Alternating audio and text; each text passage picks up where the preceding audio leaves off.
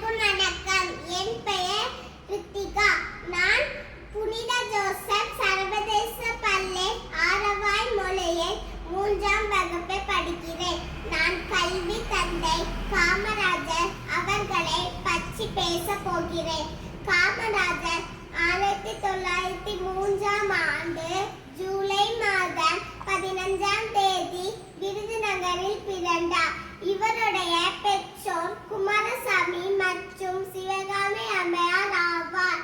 காமராஜர் 9 ஆண்டுகள் தமிழக முதல்வராக பணியாற்றினார். இலவச கல்வி, இலவச மதிய உணவு திட்டம் என பல திட்டங்களை தொடங்கி வைத்தார். காமராஜர் ஆட்சி காலம் தமிழகத்தின் பொற்காலம் என்று அழைக்கப்படுகின்றது. உழைப்பால் உயர்